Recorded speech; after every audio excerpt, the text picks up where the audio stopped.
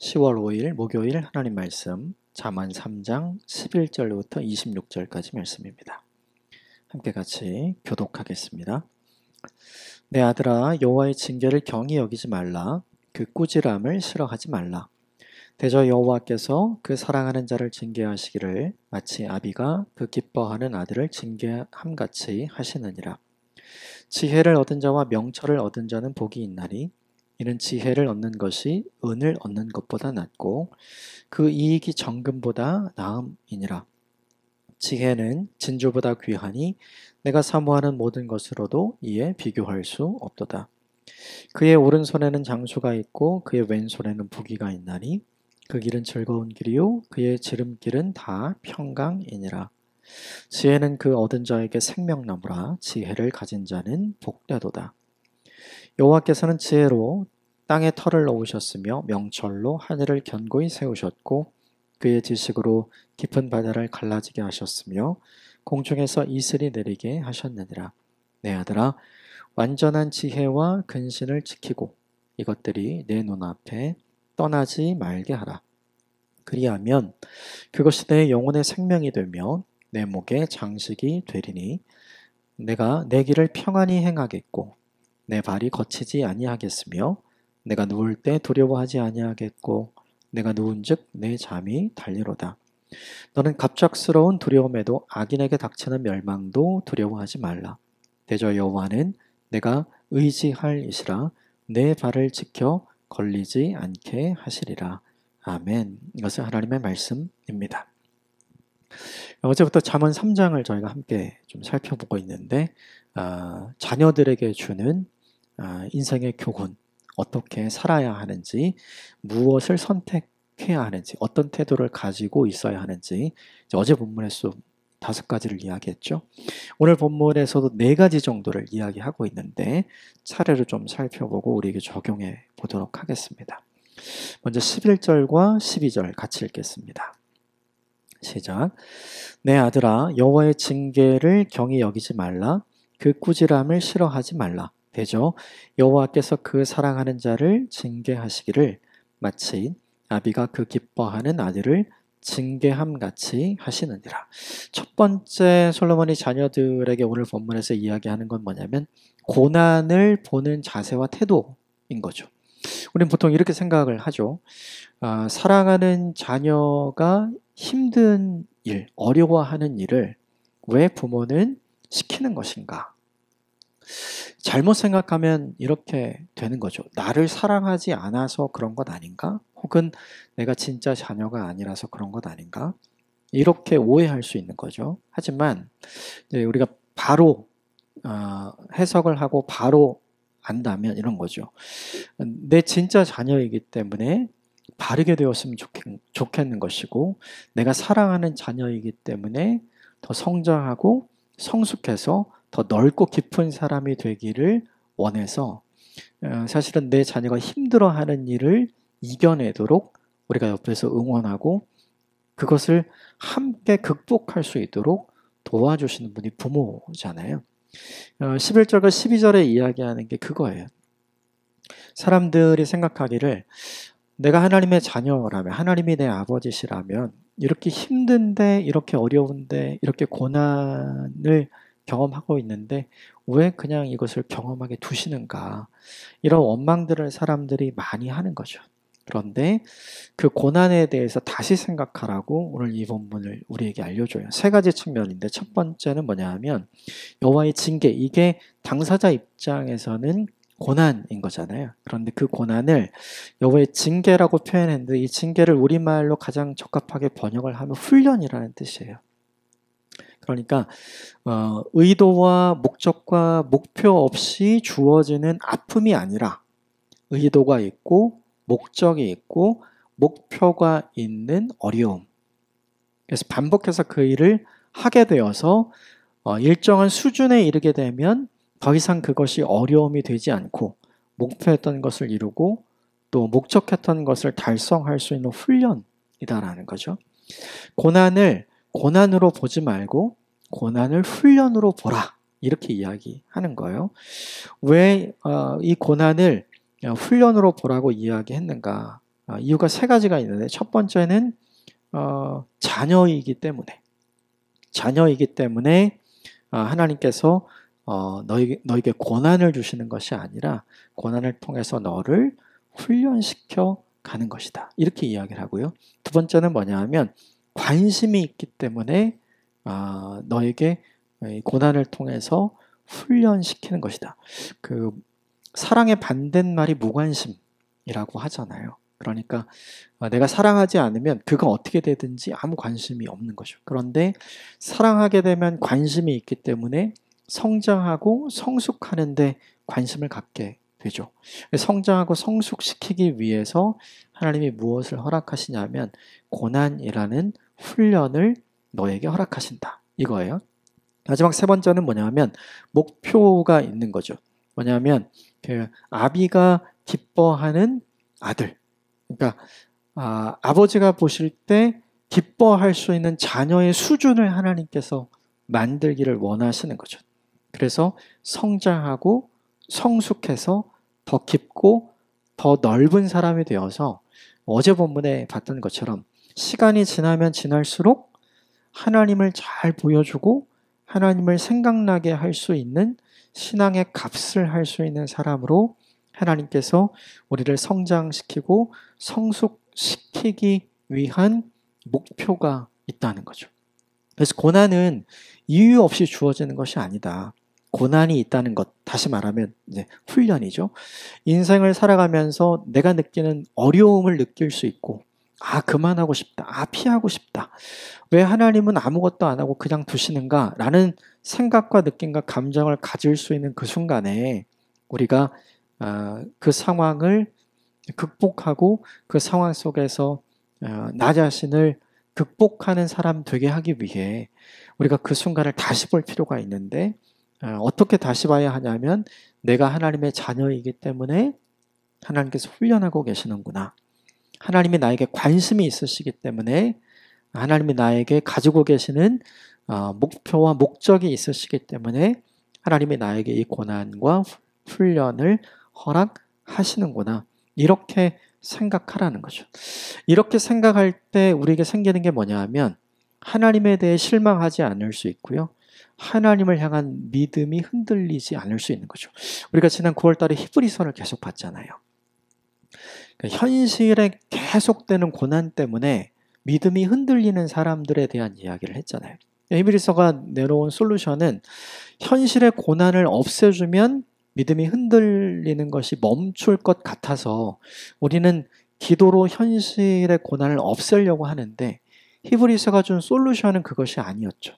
오히려 흔들릴 때 내가 어떤 수준에 있는지를 정확하게 판단하고 보고 세상이 나를 흔들 때 흔들리지 않는 사람으로 내가 더 성장하고 성숙하기 위해 그 훈련의 기간 동안 나를 그 속에 둔 하나님을 신뢰하라. 하나님을 믿으라. 하나님을 기억하라. 이것이 솔루션이었잖아요. 오늘 본문의 잠언에 나오는 솔루션도 똑같아요. 하나님이 내 인생에 허락하시는 고난을 그저 나를 힘들게 하고 아프게 하는 고난으로 보지 말라. 나를 성장하게 만들고 성숙하게 만드는 훈련으로 보라. 하나님이 나에게 관심이 있으시다는 반증으로 보라. 무엇보다 내가 하나님의 자녀라고 하는 하나님의 가장 관심이 있으시고 하나님 귀하게 여기시는 하나님의 자녀라는 반증이라는 것을 생각하라. 그래야 믿음이 흔들리지 않는 사람이 될 수 있다. 이것을 우리에게 도전하는 거죠. 고난을 보는 자세와 고난을 보는 태도를 바꾸라라고 이야기하는 거죠.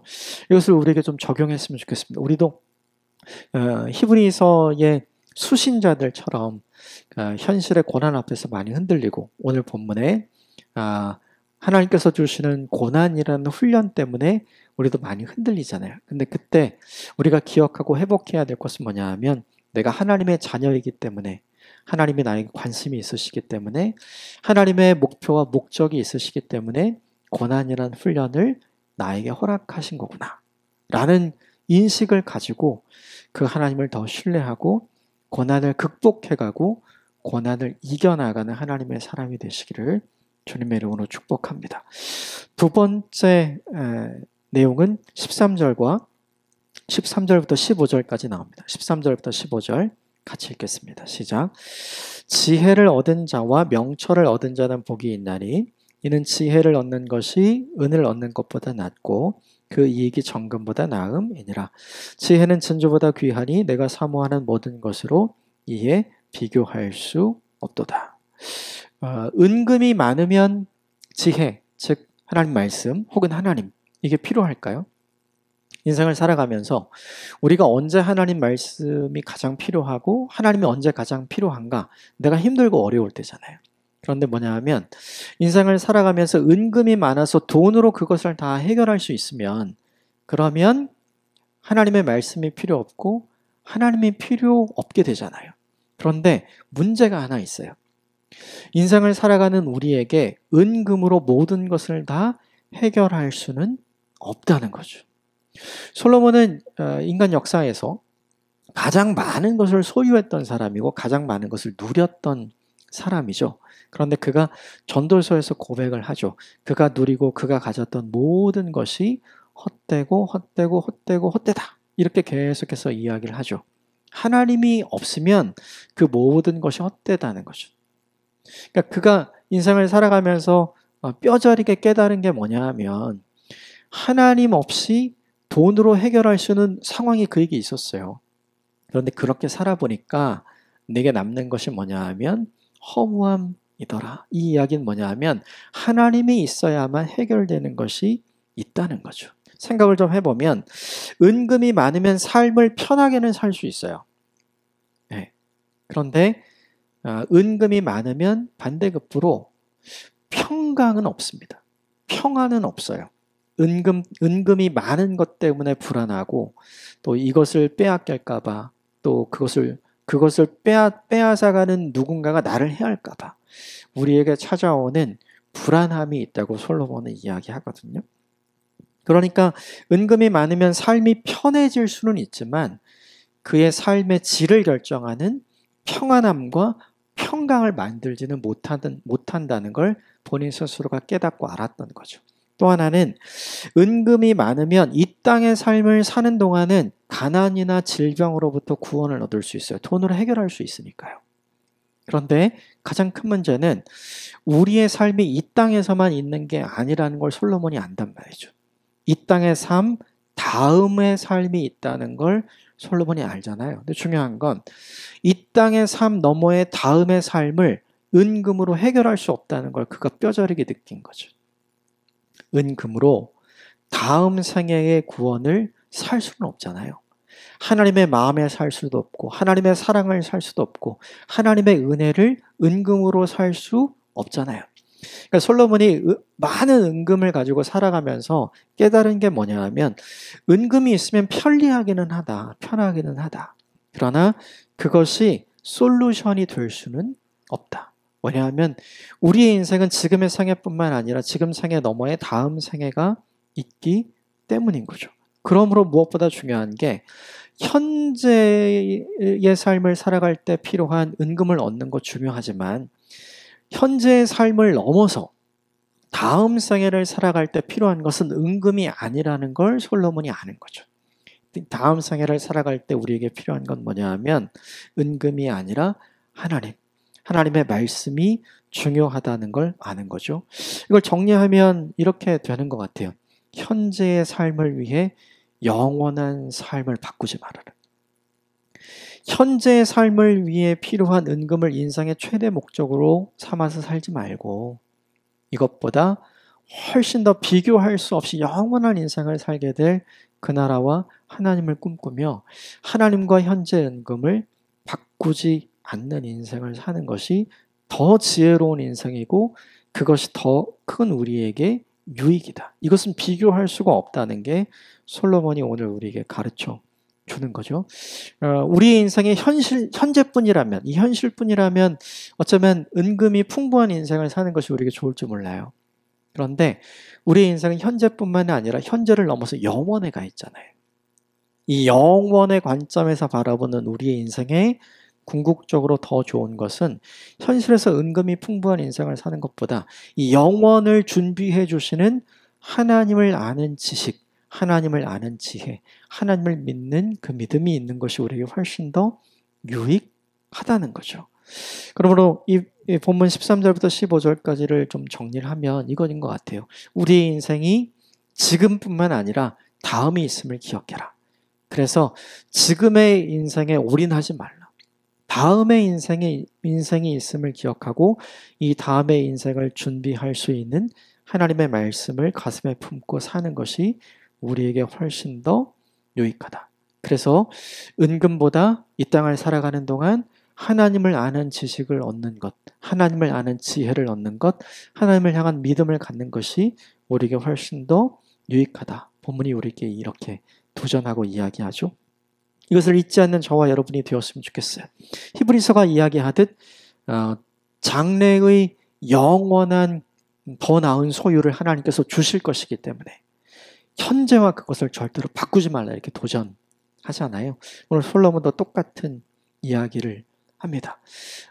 현재의 편안함을 위해서 영원한 평강과 평안을 주시는 하나님을 잊지 않으셨으면 좋겠고 그것을 바꾸는 인생을 살지 않게 되기를 주님의 이름으로 축복합니다. 세상을 살아가면서 은과 금이 필요한 것 같아요.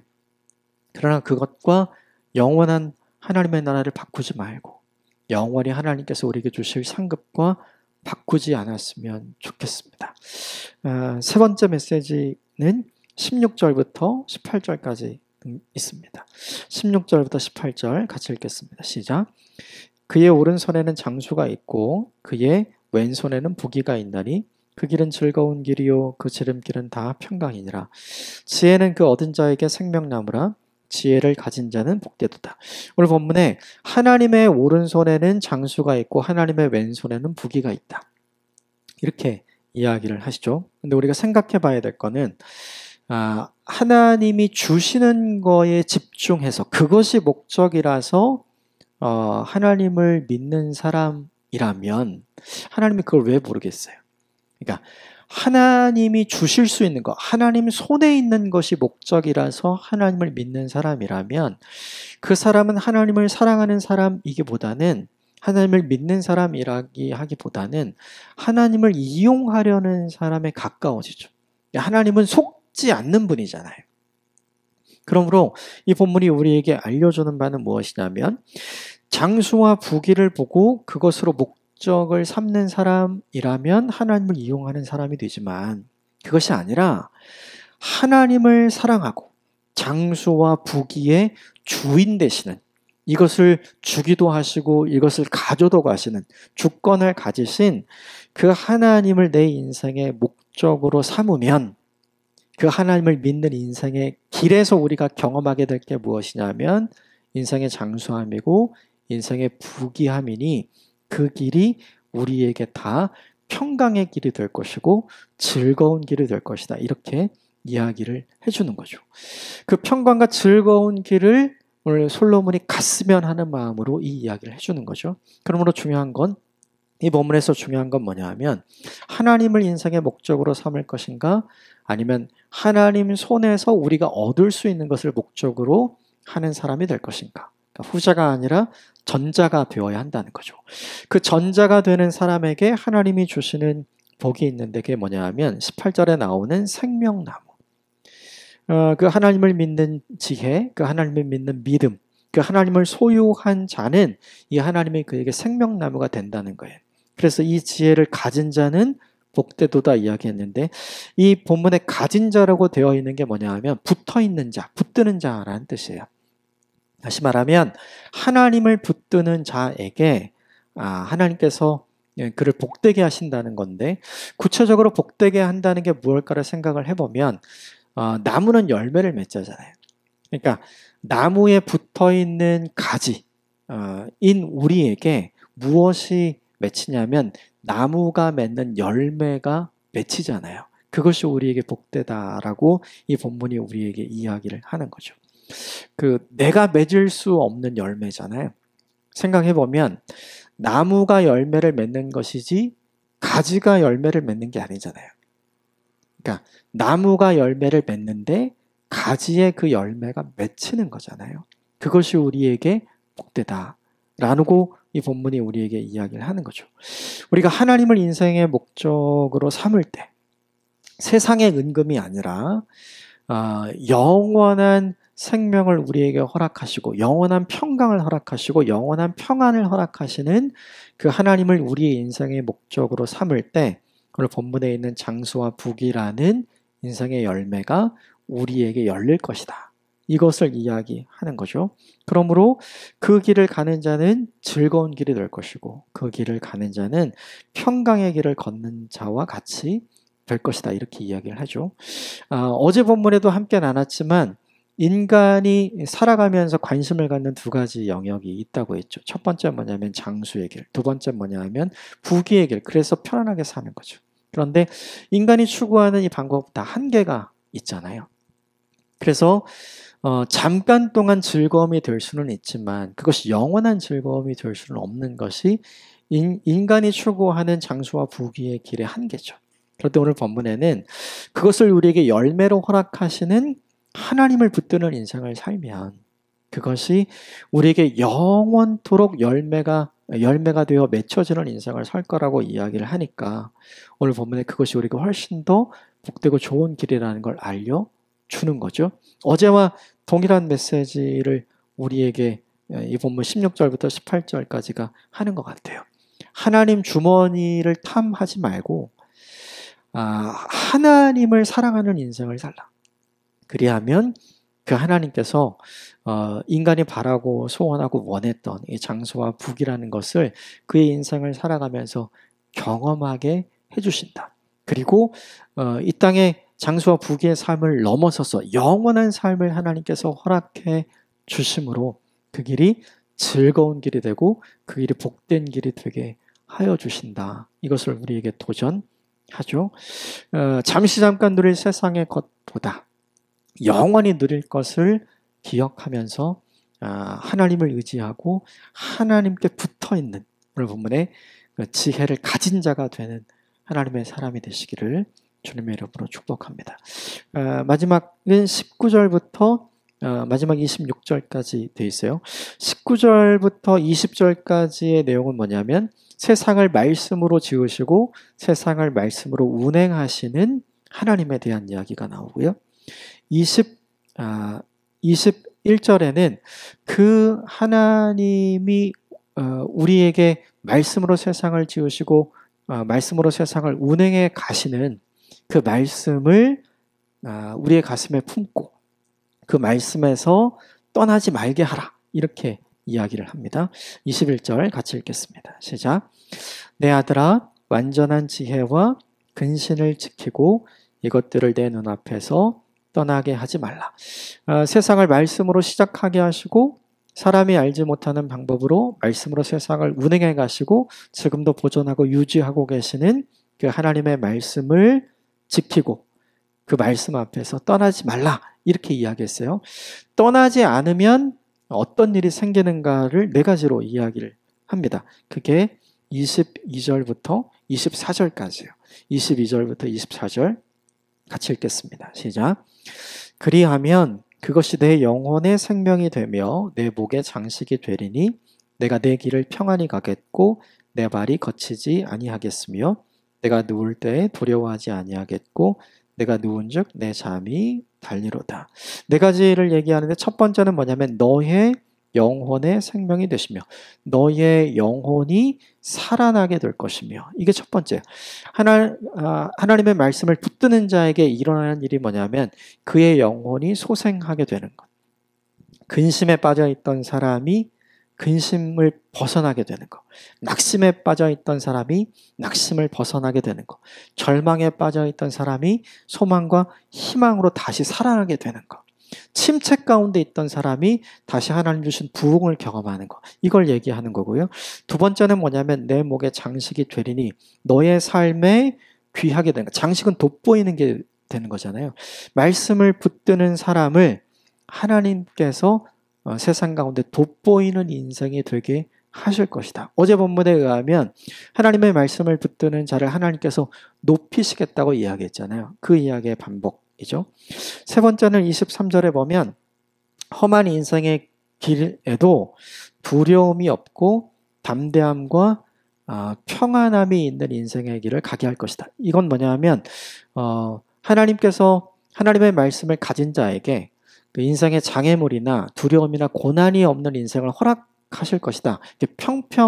완전히 평평한 인생의 대로를 하나님께서 허락하시다. 그 얘기가 아니에요. 그 얘기가 아니라 인생의 고난도 있고 인생의 장애물도 있고 인생의 어려움도 있고 인생의 두려움도 있겠지만 그 속에 서서 그것 때문에 넘어지거나 멈춰지거나 쓰러지지 않고 다시 일어서서 앞으로 전진할 수 있는 인생이 되게 만드시겠다라는 의미예요. 이 말씀을 가지고 있으면 장애물이 없는 인생, 탄탄대로로 열린 인생, 그런 게 아니라는 거예요. 그게 아니라 그것이 있지만 그것을 넘어설 수 있는 인생으로 하나님께서 만들어 주신다는 거죠. 그래서 결국 24절에 보면 하나님께서 내가 누울 때 두려워하지 않고 내가 잠을 잘 잘 수 있도록, 근심과 걱정과 염려가 쌓이면 가장 먼저 생기는 일이 밤잠을 설치는 일이잖아요.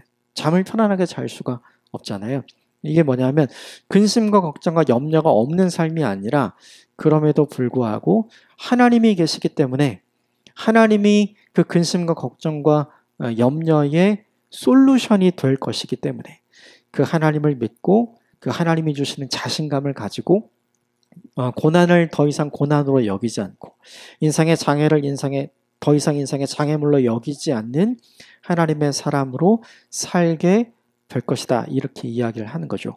그러므로 이 네 번째 메시지는 뭐냐 하면 세상을 창조하시고 세상을 운행하시며 지금도 그 말씀으로 우리와 함께 계시는 이 하나님의 말씀을 떠나지 않으면 인생에 어려움이 없는 인생을 살게 하는 것이 아니라 수많은 어려움에도 불구하고 그 수많은 어려움과 근심과 걱정과 염려를 이기는 인생, 담대하게 넘어가는 인생, 담대하게 견디는 인생으로 하나님께서 만들어 가실 것이다. 이렇게 이야기를 합니다.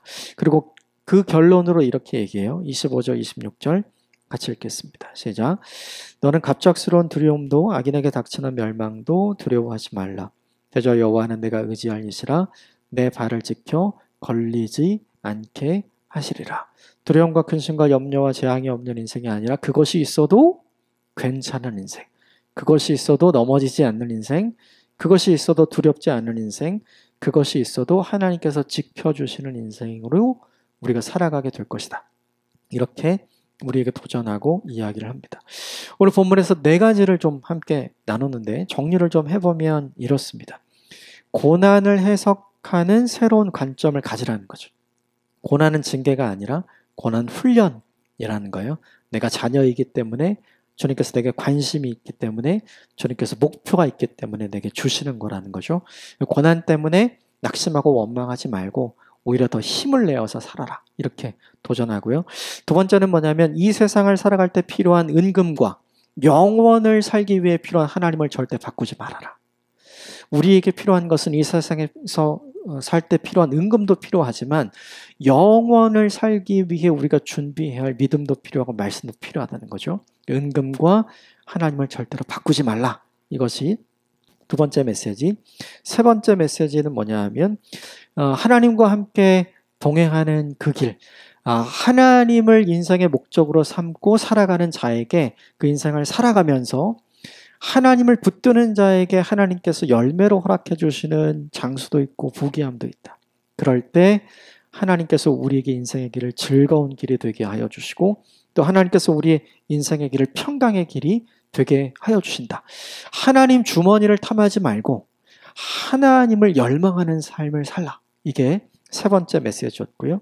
네 번째 메시지는 뭐냐 하면 생명의 시작이 되시고 그 생명을 지금도 유지하고 계시는 하나님의 말씀을 절대로 떠나지 말고 그 하나님의 말씀을 품고 살아라. 그리하면 네 가지 일이 일어날 것이다. 이렇게 이야기하면서 결론을 이렇게 내렸죠. 너를 수없이 많은 인생의 두려움을 만나게 될지라도 인생의 재앙을 만나게 될지라도 그것 때문에 넘어지지 않는 인생을 살 것이다. 하나님이 너를 붙드시는 것을 보는 인생이 될 것이다. 그러므로 하나님을 의지하라. 이렇게 도전하고 결론을 맺죠. 네 가지 함께 나눈 이 말씀 중에 한 가지만 선택하라고 하시면 좋겠고 한 가지를 꼭 기억했으면 좋겠어요. 그래서 오늘 하루 그것을 우리의 삶에 실천하고 적용하는 하루를 살게 되었으면 좋겠습니다. 함께 기도하겠습니다.